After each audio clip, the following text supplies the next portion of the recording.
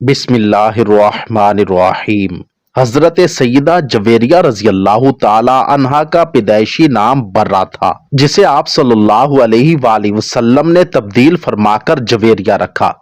آپ رضی اللہ تعالیٰ عنہ کا سلسلہ نسب کچھ اس طرح ہے۔ حضرت جویریہ رضی اللہ تعالیٰ عنہ آپ صلی اللہ علیہ وآلہ وسلم کے اعلان نبوت سے تقریباً 2 سال قبل پیدا ہوئی۔ حضرت جویریہ رضی اللہ تعالیٰ عنہ کا تعلق قبیلہ بنو مستلق سے ہے۔ قبیلہ بنی خزاعہ کی ایک شاخ کا نام بنو مستلق تھا، جو خزیمہ ابن سعد ابن عمر کی اولاد سے ہے۔ خزیمہ کا لقب مستلق تھا۔ یہ بہت خوش آواز تھا۔ بنو خزاعہ میں سب سے پہلے گانا اس نے گایا۔ حضرت جویریہ رضی اللہ تعالیٰ عنہ کے والد حارث بن ابی زرار اسلام لانے سے پہلے اپنے زمانے کے مشہور راہزن اور ڈاکو تھے۔ ان کو مسلمانوں سے خاص دلی عداوت تھی۔ اپنے قبیلے کے سردار مانے جانے جاتے تھے، اس لیے بنو مستلق کا پورا قبیلہ آپ کے ساتھ راہزنی اور ڈکیتی میں ساتھ دیتا۔ رسول اللہ صلی اللہ علیہ وآلہ وسلم کے ساتھ ام المومنین جویریہ رضی اللہ تعالیٰ عنہ کے نکاح سے پہلے یہ قبیلہ مسلمانوں کے خلاف تقریباً ہر جنگ کا حصہ رہا، لیکن جب حضرت جویریہ رضی اللہ تعالیٰ عنہ ام المومنین بنی تو اس قبیلے کے اکثر لوگوں نے اسلام قبول کر لیا اور راہزنی اور ڈکیتی چھوڑ کر متمدن اور مہذب زندگی اختیار کر لی تھی، اور اس کے بعد مسلمانوں کے خلاف کسی جنگ میں حصہ نہیں لیا۔ جب حضرت جویریہ رضی اللہ تعالیٰ عنہ بالغ ہوئی تو آپ کے والد کو آپ کی شادی کی فکر لاحق ہوئی۔ صفوان بن ابی شفر بن سرا بن مالک بن خزیمہ ایک دن ان کے گھر آئے۔ صفوان اور حارث دونوں قریبی رشتہ دار بھی تھے۔ صفوان کے دادا سرا اور حارث کے پردادا آئز دونوں مالک بن خزیمہ کے بیٹے تھے۔ صفوان بن ابی شفر نے حارث سے کہا کہ برہ سیدہ جویریہ رضی اللہ تعالیٰ عنہ کی شادی کے بارے میں پریشان ہونے کی چندہ ضرورت نہیں، میں خود اپنے بیٹے مصافے کے لیے آپ سے برہ کا ہاتھ مانگنے آیا ہوں۔ چنانچہ یہ شادی طے ہو گئی اور آپ رضی اللہ تعالیٰ عنہ کا نکاح مصافے کے ساتھ ہو گیا۔ انہی دنوں حضرت جویریہ رضی اللہ تعالیٰ عنہ کو ایک عجیب خواب آیا۔ آپ کیا دیکھتی ہیں کہ یثرب مدینہ منورہ سے چاند چلتا ہوا ان کی گود میں اترتا ہے۔ خواب چونکہ بہت عجیب و غریب تھا، اس وجہ سے آپ اسی وقت بیدار ہوئی اور اس کی تعبیر سوچنے لگی، لیکن اس خواب کا کسی سے حتیٰ کہ اپنے شوہر مصافے سے بھی ذکر نہیں کیا۔ کچھ دنوں بعد جب آپ کا نکاح جناب نبی کریم صلی اللہ علیہ وآلہ وسلم کے ساتھ ہوا تو آپ نے اپنے خواب کی تعبیر پالی۔ اسی دوران ایک اہم واقعہ یہ بھی پیش آیا کہ نبی کریم صلی اللہ علیہ وآلہ وسلم کو یہ اطلاع ملی کہ قبیلہ بنو مستلق کا سردار حارث بن ابی زرار اپنے قبیلے اور کچھ دیگر قبائل کے لوگوں کے ہمراہ اہل اسلام کے ساتھ جنگ کرنے کے لیے تیاریاں کر رہا ہے۔ چنانچہ نبی کریم صلی اللہ علیہ وآلہ وسلم نے حضرت بریدہ بن حسیب اسلمی رضی اللہ تعالیٰ عنہ کو حقیقت حال معلوم کرنے کے لیے بنو مستلق کی طرف روانہ کیا۔ انہوں نے وہاں پہنچ کر حارث بن زرار سے ملاقات کی اور بات چیت کی، اور واپس آ کر رسول اللہ صلی اللہ علیہ وآلہ وسلم کو حالات سے باخبر کیا۔ واقعی بنو مستلق اور دیگر قبائل کے لوگ حارث بن ابی زرار کی قیادت میں مسلمانوں پر حملہ آور ہونے والے ہیں۔ چنانچہ آپ صلی اللہ علیہ وآلہ وسلم نے صحابہ کرام کو جنگ کی تیاری کا حکم دیا اور مورخہ 2 شعبان 5 ہجری کو بنی مستلق کی طرف روانہ ہوئے۔ اس سفر میں امہات المومنین میں سے سیدہ عائشہ صدیقہ رضی اللہ تعالی عنہا اور حضرت سیدہ ام سلمہ رضی اللہ تعالی عنہا بھی آپ صلی اللہ علیہ وآلہ وسلم کے ہمراہ تھیں۔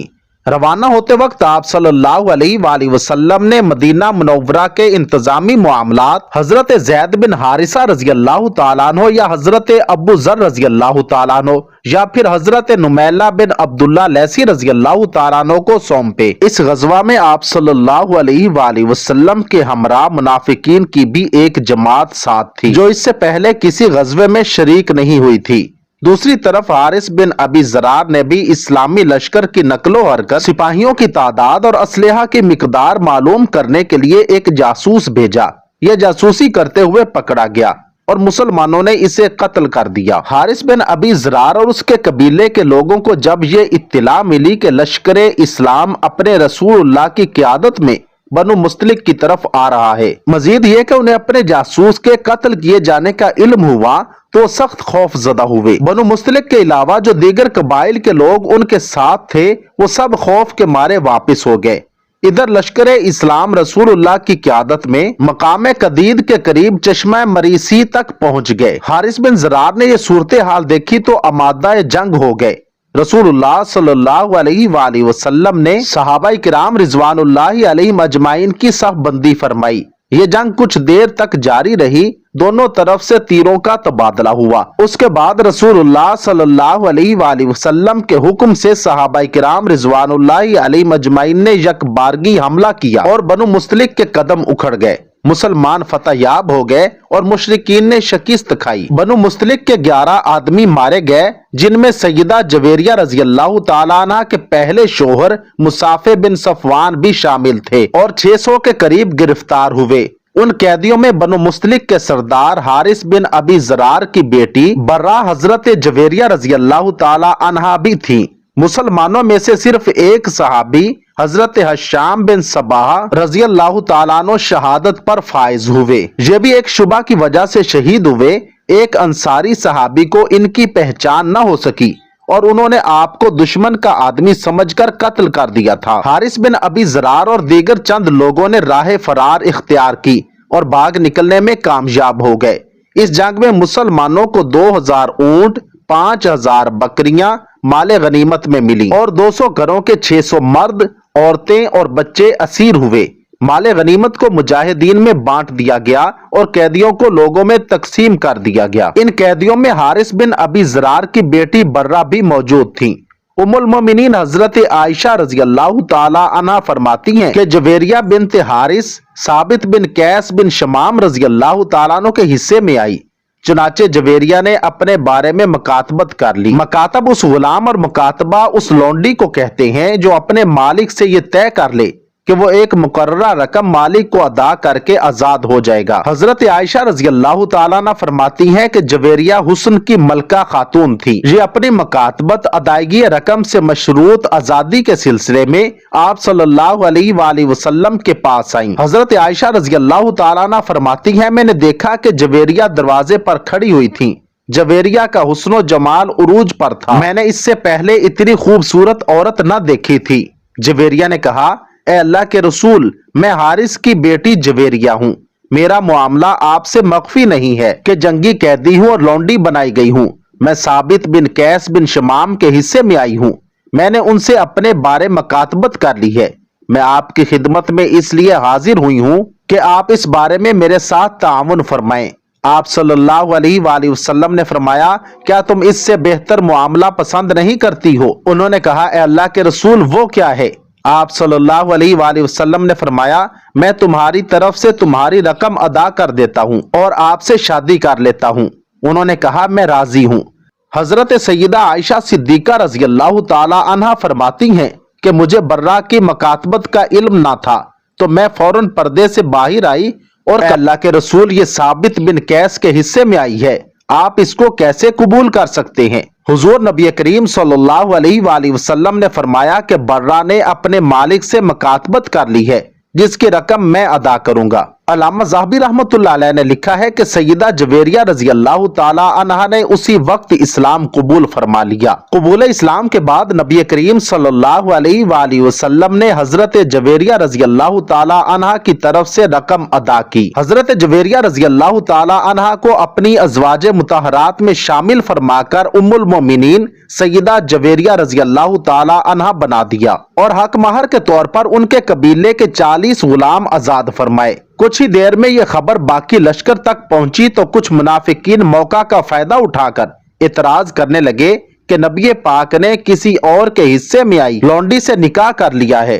लेकिन जल्द ही हजरत साबित बिन कैस रजी अल्लाह ताला अन्हु ने ऐलान फरमाया कि बर्रा ने मेरे साथ मुकातबत की थी और मैंने अपनी रकम वसूल कर ली है, चुनाचे वो अब मेरी बांदी ना रही। हजरत सलमान फारसी रजी अल्लाह ताला अन्हु फरमाते हैं کہ نبی کریم صلی اللہ علیہ وآلہ وسلم نے جویریہ رضی اللہ تعالی عنہا کو حجاب کا حکم دیا اور باقی ازواج مطہرات کی طرح ان کے لیے بھی آپ صلی اللہ علیہ وآلہ وسلم نے باری مقرر فرمائی۔ حضرت سلمان فارسی رضی اللہ تعالی عنہ نے جو یہ فرمایا ہے کہ آپ صلی اللہ علیہ وآلہ وسلم نے حضرت جویریہ رضی اللہ تعالی عنہا کو حجاب کا حکم دیا، اس بات کو سمجھنے کے لیے اس کا پس منظر سمجھنا ضروری ہے۔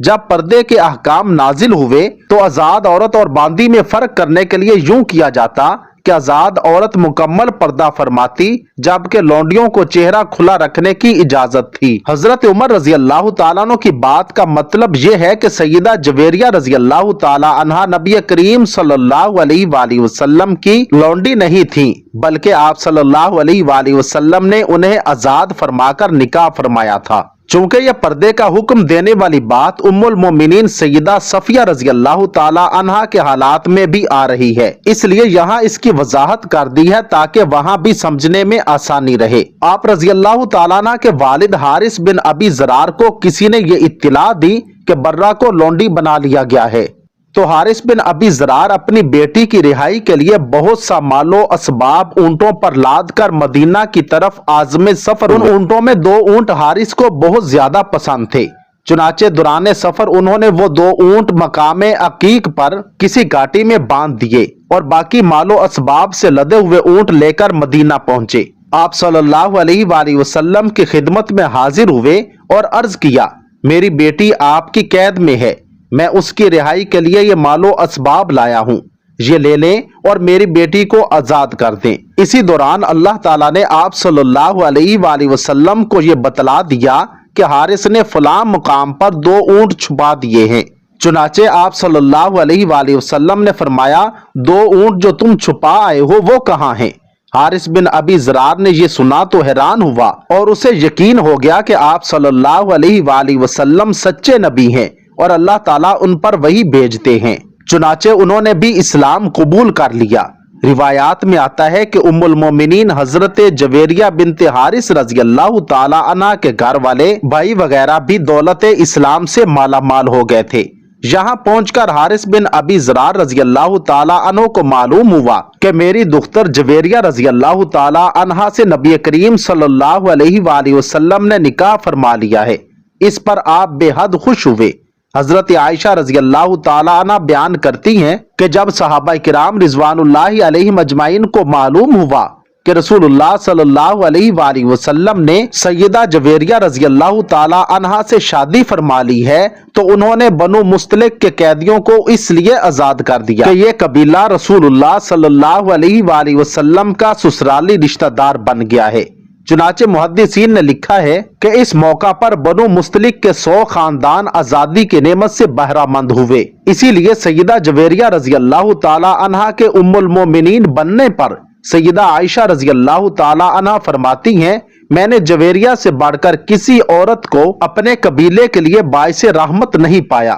جویریہ رضی اللہ تعالیٰ عنہ کے لیے دیگر امہات المومنین کے حجروں کے متصل مسجد نبوی کے قریب ہی ایک حجرہ تعمیر کرایا گیا تھا۔